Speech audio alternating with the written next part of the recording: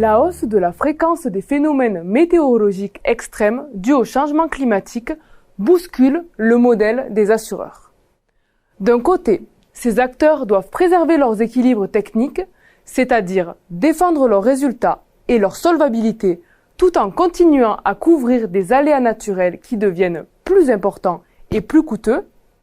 De l'autre, ils doivent réorienter leurs investissements compte tenu d'un risque accru de décote sur les actifs échoués, se exposer aux activités carbo-intensives, mais encore essentielles à l'économie mondiale, comme le rappelle la guerre russo-ukrainienne.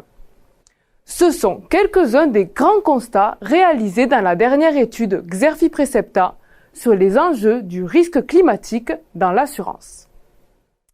Il serait pourtant excessif de noircir le tableau. Des opportunités de croissance existent pour les acteurs de l'assurance, notamment avec l'essor des filières bas carbone, comme les énergies renouvelables, l'économie circulaire ou l'hydrogène vert. Ces industries et business models sont certes encore jeunes, mais ils représentent des sources de souscription et des domaines d'investissement prometteurs pour les acteurs.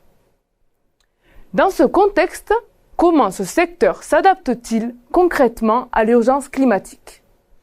À partir des reportings climatiques des assureurs et de nombreux cas concrets, l'étude Xerfi Precepta propose un bilan complet des modalités d'intégration des facteurs environnementaux au modèle d'affaires des assureurs.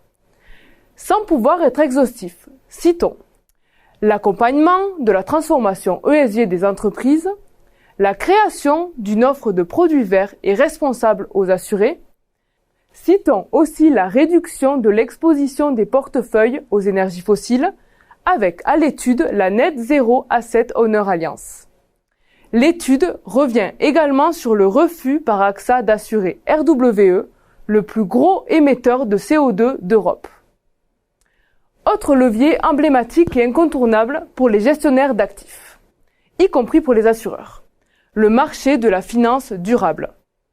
Bien d'autres initiatives, conventionnelles ou non, ont été décryptées dans cette nouvelle étude, à l'instar des green bonds, de l'immobilier certifié, de la réassurance et des solutions alternatives émergentes comme l'assurance paramétrique, les captifs d'assurance ou encore les cat bonds.